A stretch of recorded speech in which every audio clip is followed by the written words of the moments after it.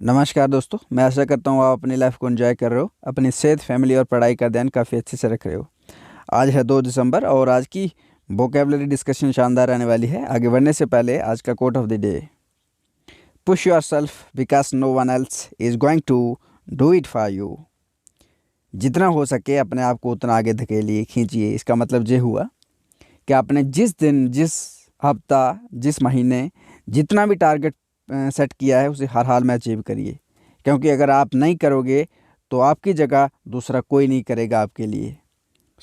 अगर आप चाहते हो कि जीवन में जो आप चाहते हो, पाना चाहते हो, वो मिले, तो उसके लिए ज़रूरी है कि आपने जो उसके लिए टारगेट सेट किया है उसे अचीव करो, हर हाल में करो, एट एनी कास्ट। शुरू करते हैं आज की वोकेबलरी डिस्कशन। सबसे पहला शब्द है इंडिक्टमेंट। इंडिक्टमेंट का मतलब होता है आरोप लगाना किसी पे, जैसे क्या दोष लगाना किसी पे, दोषारोपण करना, उसको बोलते हैं इंडिक्टमेंट। इसका सिनोनिम हो गया charge, accusation, allegation, prosecution, arrangement. Antonyms हो गया प्रेज, एब्सोल्यूशन, एक्विटल, एक्सोनरेशन। इसका एग्जाम्पल है योर इंडिक्टमेंट इज बेसलेस। आपका जो आरोप है वो बेसलेस है, यानी निराधार है, जिसका कोई आधार नहीं है। अगला शब्द है प्रिंसिपल्ड। प्रिंसिपल्ड का मतलब होता है सिद्धांतवादी। इसका मतलब होता है ऐसा इंसान जो प्रिंसिपल्स को, रूल्स एंड रेगुलेशन को अपनी लाइफ में फॉलो करता है। जैसे कुछ होते हैं ना इंसान बहुत ही भ्रष्ट किस्म के होते हैं जिनका कोई दीन धर्म नहीं होता है, तो वो सिद्धांतवादी नहीं हो गए, वो इसके अगेंस्ट हो गए। लेकिन जिनका जो होता है ना, कोई अपने ईमान को जो मानते हैं उसको बोलते हैं सिद्धांतवादी, यानी सिनोनिम्स बोलते हैं इसको ethical, moral, righteous, virtuous, scrupulous. Antonyms हो गया unprincipled, unjust, dishonest, dishonourable, unworthy, unethical. इसका जो यूसेज सेंटेंस है वो है principled nature of people is liked the most. जो सिद्धांतवादी लोग होते हैं ना, उनका जो नेचर होता है, जो लाइफस्टाइल होता है, वो सबसे ज़्यादा पसंद किया जाता है, क्योंकि सामने वाला उनके साथ ईजी फील करता है। उनको लगता है कि हाँ, सामने वाला जो कह रहा है वो कर रहा है। लेकिन जो भ्रष्ट किस्म का इंसान होता है वो ना जाने आपको कब धोखा दे या आपके साथ क्या गलत कर ले, कोई नहीं जानता। अगला शब्द है अपफ्रंट। अपफ्रंट का मतलब होता है स्पष्टवादी, यानी clarity, the person who maintain clarity. जो वो अपने बीच का नहीं, डाउट नहीं रखता, किसी शंका नहीं रखता अपने बीच में, उसको बोलते हैं अपफ्रंट। इसका सिनोनिम हो गया candid, frank, straight forward, open, direct. Antonyms हो गया secretive, dishonest, vague, hushed, silent, uncommunicative, guarded, taciturn, furtive. इसका सेंटेंस हो गया upfront talks are foundation of good relationship. अगर आपका किसी के साथ रिलेशनशिप है और आपकी जो बातें हैं वो अगर क्लियर होंगी तो वो आपका रिलेशन को क्या भाई फाउंडेशन होंगी, क्योंकि आप क्या कर रहे हो, क्या कह रहे हो, वो क्लियर होना चाहिए। ऐसा थोड़ा ना कि मन में कुछ और चल रहा है, कुछ और कर कुछ और रहे हो, तो ऐसा नहीं, ऐसे रिलेशनशिप नहीं चलता है। अगर अच्छा रिलेशनशिप चलाना है तो वहाँ पर कम्युनिकेशन गैप नहीं होना चाहिए, मतलब जो एक के मन में है वो दूसरे के मन में भी होना चाहिए, उनके बीच कोई डाउट नहीं रहना चाहिए। तो उसको बोलते हैं upfront talks are the foundation of good relationship. अगला शब्द है इंकलिंग। इंकलिंग का मतलब होता है किसी के विषय में आभास होना, यानी a slight feeling about something. जैसे होता है ना, बंदा किसी के बारे में अनुमान लगा लेता है, एक फीलिंग आती है, सेंस ऑफ क्या होता है, जो कॉन्साइंस की आवाज़ आती है अंदर से, उसको बोलते हैं हिंट। इसका सिनोनिम हो गया hint, suggestion, indication, clue, intimation. Antonyms हो गया ignorance, oblivion, native, naivety, obliviousness, blindness, incomprehension. Inkling का मतलब होता है किसी का आभास होना, किसी का क्या होना, फीलिंग होना। और इसका इग्नोरेंस क्या होगा, जिसका कोई अज्ञान, जिसके बारे में कुछ पता नहीं होना। For example, I had an inkling about something was wrong. मुझे कुछ गलत का आभास था, कि मुझे लगता है कुछ गलत होने वाला था, जहाँ हो गया है या हो रहा है। मतलब जैसे होता है ना मन में, जैसे मान लो किसी बच्चे ने एग्ज़ाम दिया तो उसको पता है कि पेपर उसका अच्छा नहीं हुआ, उसको परफॉर्म नहीं कर पाया। अब उसके मन में ऐसा आभास हो रहा है कि शायद मैं फेल हो जाऊंगा।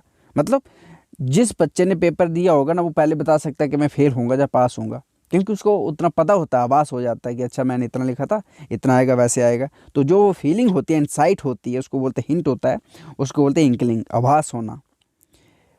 अगला शब्द है अनफाउंडेड। अनफाउंडेड का मतलब होता है निराधार, जैसे जिसका कोई आधार ही ना हो, बेसलेस, फैक्टलेस। सिनोनिम हो गया baseless, groundless, unsubstantiated, unwarranted, unjustified. Antonyms हो गया वेल फाउंडेड, प्रूवन, सब्सटेंटेटेड।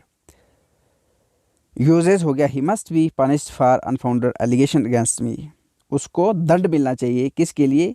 जो उसने मेरे खिलाफ क्या लगाया? निराधार एलिगेशन, आरोप लगाए। मतलब एक होता है ना आधार सहित, जिसका जैसे मान लो आपने कोई गलती की, मैंने देख लिया, तो वो आपके खिलाफ मैं गवाही दे सकता हूँ, क्योंकि मेरे पास प्रूफ है, मैंने देखा आपने गलती की है। लेकिन आपने गलती की है, मैंने नहीं देखा है। जहाँ आपने गलती नहीं की है, पर मैं आप झूठ मूठ के मन घड़त कहानी बना के आपके क्या कर रहा हूँ? फैब्रिकेट करना होता है। मन घड़त को बोलते हैं इंग्लिश में फैब्रिकेट करना। तो मान लो मैं अपनी कोई कहानी फैब्रिकेट करके मन घड़त कहानी बना के आपको दोष लगा रहा हूँ, तो और वो आप बोल सकते हो कि ये निराधार है भाई, अनफाउंडेड है, इनका कोई आधार ही नहीं है, मैंने कुछ किया ही नहीं है। अगर किया है तो प्रूफ दो, तो मैं प्रूफ दे नहीं पाऊंगा, तो उसको बोलते हैं अनफाउंडेड। अगला शब्द है इंस्टीट्यूट। इंस्टीट्यूट का मतलब होता है स्थापित करना, यानी किसी चीज़ का गठन करना। सिनोनिम हो गया establish, setup, found, create, initiate. से एंटोनिम्स हो गया halt, cancel and dismiss, defrock. इसका यूजेस हो गया Indian government instituted of high level committee to investigate the allegations by the USA against India. भारत की सरकार ने एक हाई लेवल की कमेटी का क्या किया? गठन किया है, उसको साबित किया है टू इन्वेस्टिगेट, किसकी जांच करने के लिए? The allegations by the US against India. पहले कनाडा ने इंडिया के खिलाफ एलिगेशंस लगाए थे, दोष किया था, आरोप लगाए थे कि इंडियन की गवर्नमेंट ने क्या कर दिया? एक बंदे को मार दिया वहाँ पर, जो खालिस्तानी है जो कनाडा में। अब अमेरिका की गवर्नमेंट भी सेम ही कुछ कर ऐसा कुछ कर रही है, तो उसको क्या बोलते हैं कि इंडियन गवर्नमेंट ने क्या किया? उसके खिलाफ में उसकी जांच करने के लिए एक कमेटी को इंस्टीट्यूट किया, यानी उसका गठन किया, उसको बोलते हैं इंस्टीट्यूट करना। अगला शब्द है ट्रांसपायर। ट्रांसपायर का मतलब होता है घटित होना, यानी चीज़ों का रियलिटी में होना। एक होता है ना चीज़ ख्याली में, पुलाव बनाना जैसे ख्यालों में ही होती है, इमेजिनेशन में होती है, वो नहीं। जो चीज़ इमेजिनेशन से रियलिटी में आती है, घटना हो जाती है, जैसे आपने सोचा मैं एग्ज़ाम पास करूँगा, वो क्या है? आपका ख्याल है। मैं ये वाली जॉब करूँगा, वो ख्याल है, अभी जस्ट इमेजिनेशन है। जब आप उसको हासिल कर लोगे, अचीव कर लोगे, तो वो क्या हो जाएगा? ट्रांसपायर, वो घटित हो गया, क्योंकि आपने उसको कर दिया रियलिटी में। इसके सिनोनिम हो गया occur, happen, take place, come out, unfold, come about, unfold. Antonyms हो गया फाल थ्रो, यानी वो फाल थ्रो का मतलब घटना नहीं होना, किसी चीज़ का फेल हो जाना, किसी चीज़ का fail. Come to nothing, fall to है, फेल टू हैपन। इसका यूजेस है you are meeting him tomorrow, let me know what transpires. जिसका जो सेंटेंस है इसका ये क्या रहा है इसमें कि तुम उसके साथ कल मिल रहे हो, लेट मी नो बट ट्रांसपायर्स, मुझे बता देना कि क्या हुआ। मतलब जैसे मान लो आप मेरे दोस्त हो, तो आप कहीं किसी के साथ मिलने जा रहे हो, तो मेरा अब मैं बोल रहा हूँ क्या कल उसके साथ आप मिलोगे? तो चलो आपका कोई बॉयफ्रेंड या गर्लफ्रेंड होगा, तो आप उसके साथ मिलोगे, तो आपने डिसाइड किया कि हम रिलेशनशिप को कंटिन्यू करेंगे या नहीं करेंगे। तो मैं भी आपका दोस्त हूँ, तो आपसे पूछ रहा हूँ यार कल तुम उसके साथ मिलोगे? लेट मी नो बट ट्रांसपायर्स, मुझे बता देना क्या हुआ, कि आगे ये बात बनी या नहीं बनी। तो उसको बोलते हैं घटित होना, किसी चीज़ की जब कोई घटना हो जाती, घटित हो जाए, तो उसको बोलते हैं ट्रांसपायर। अगला शब्द है ओवरशैडो। ओवरशैडो का मतलब होता है अन्य के महत्व या उपलब्धि को कम कर देना, यानी किसी चीज़ की जो वैल्यू होती है ना, उसको कम कर देना। To cast something somebody to seem less, seem यानी सीम का मतलब होता है लगना, सीम लेस इंपॉर्टेंट और सक्सेसफुल। किसी चीज़ की का महत्व जो होता है ना, उसको कम कर देना, इंपॉर्टेंट को कम कर देना, किसकी इंपॉर्टेंट या सक्सेसफुल की लगना, या किसी की वैल्यू को कम लगना, उसको बोलते हैं ओवरशैडो कर देना। सिनोनिम हो गया shade, darken, conceal, obscure, obscure, block out. Antonyms हो गया brighten, illuminate, illumine, illumine, lighten. Usages हो गया Swati always seem to be overshadowed by her sister. Swati always उसकी सिस्टर के द्वारा ओवरशैडोड लगती है, मतलब उसकी सिस्टर की ज़्यादा वैल्यू है, स्वाति की कम है, क्योंकि वो जैसे मान लो दो ब्रदर एंड सिस्टर हैं, तो जैसे होता है ना कि एक बहुत थोड़ा डोमिनेटिंग होता है, दूसरा जो होता है डोमिनेटेड होता है, जो डोमिनेट करता है, किसी पे हावी हो जाता है, हैवी हो जाता है। और जो डोमिनेटेड होता है, जो किसी के तले रहता है, मतलब जो किसी के प्रभाव के नीचे रहता है। तो जब को दो इंसान है, तो एक में से एक का प्रभाव ज़्यादा होगा, ज़्यादा बोलता होगा, ज़्यादा पढ़ा लिखा होगा, ज़्यादा क्वालिटी होगी, टैलेंट होगा, दूसरा चुप्पू है, तो वो उसको क्या कर लेता है? ओवरशैडो कर लेगा। इसी तरह से बोला है Swati always seem to be overshadowed by her sister. Swati her ways उसकी जो सिस्टर से ना क्या लगती है? कम लगती है, ओवरशैडो लगती है। अगला शब्द है सैगासिटी। सैगासिटी का मतलब होता है बुद्धिमत्ता, दूरदर्शिता, समझदारी। इसका सिनोनिम हो गया, यानी सैगासिटी का तो विजडम, सिनोनिम हो गया wisdom, intelligence, insight, prudence, discriminant, discernment, होता है डिसर्नमेंट। एंटोनिम्स हो गया डलनेस, डेंसिटी, ऑब्ट्यूसनेस, डल, नेसफोली, इम्बेसिलिटी, इडियोसी, स्टुपिडिटी, फुलिशनेस। सैगेसिटी क्या होती है? बुद्धिमत्ता। और उसका अपोजिट क्या होगा? जो एक हो गया बुद्धिमान, बुद्धिमान का अपोजिट क्या होगा? मूर्ख। तो जैसे दिया ना विजडम, तो इसने बोला है जो भी आगे शब्द हैं जो एंटोनिम्स में वो उसकी उसी के रिलेटेड है। जैसे यूजेस दिया, a novelist of surprising sagacity considering his usefulness. A novelist, novelist कौन होता है? जो नोबल को लिखता है। ऑफ सरप्राइजिंग सैगेसिटी यानी हैरान करने वाली बुद्धिमत्ता। एक जो ना हैरान करने वाली बुद्धिमत्ता का क्या होना है? नोबलिस्ट, नोबल लिखने वाला है, लेखक है। कंसीडरिंग हिज यूजफुलनेस, अपने जंग जवानी के बारे में सोच रहा है। मतलब कंसीडर करना होता है किसी के बारे में सोचना, कंसीडर करना, किसी के बारे में विचार विमर्श करना। अगला शब्द है फैक्लेस। फैक्लेस का मतलब होता है लापरवाह, उत्साहहीन। मतलब ऐसा इंसान ना जिसके पास ना तो उत्साह है, लापरवाह है। एक होता है ना जिससे बंदा काम कर रहा होता है एकदम जोश के साथ, उसको केयर करता है कि चीज़ों की खराब ना हो जाए, अच्छे से करूँगा। एक होता है लापरवाह होता है, चलो हो गया ठीक है, नहीं हो गया, ऐसे ढीला सा, जिसका वो क्या होता है, नेचर होता है, उसको बोलते हैं फैक्लेस। यानी इंग्लिश मीनिंग है लैकिंग इनिशिएटिव और strength of character, irresponsible. Synonym हो गया aimless, careless, incautious, futile. Futile का यानी व्यर्थ। एंटोनिम्स का मतलब होता है competent, purposeful, efficient, effective. Usages हो गया, he regarded the young man as feckless and responsible. वो यंग मैन को क्या समझता है? He regarded the young man, वो यंग मैन को समझता है कि वो लापरवाह है और रिस्पॉन्सिबल है, यानी उत्साहहीन है। रिगार्डेड होता है समझना, किसी चीज़ को मानना। जैसे एक रिगार्ड का मतलब होता है आदर करना किसी चीज़ का, लेकिन उसका जहाँ पर इसका मतलब ये नहीं, जहाँ पर मानना है, जहाँ पर इसका मतलब मानना। डेलिक्वेस, डेलिक्वेस का मतलब होता है पिघलना, द्रवित हो जाना किसी चीज़ का। Of a liquid, of a solid become liquid by absorbing moisture from the air. कोई चीज़ क्या है?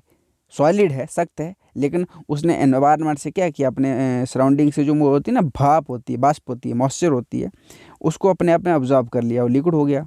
जैसे बहुत सारी गत्ता नहीं देखा आपने, कार्डबोर्ड कहते हैं, कार्डबोर्ड जो होता है, ऐसे देखो तो क्या होता है, बिल्कुल सूखा सा हो तो एक्टिव होता है, हार्ड होता है, लेकिन उसको आप एनवायरनमेंट रख दो अपने रूम से बाहर निकाल को, आप सर्दियों के दिनों में, तो रात को क्या करेगा वो ओस को अपने ऊपर लेगा, ऑब्जॉर्व कर लेगा, उसको पिघल जाएगा, द्रवित हो जाएगा। इसी तरह कोई चीज़ जो होता है पहले सॉलिड होता है और बाद में उसको क्या करता है, जो वाटर वेपर होता है उसको ऑब्जॉर्व करके, मॉइस्चर को ऑब्जॉर्व करके ढीला हो जाता है, पिघल जाता है।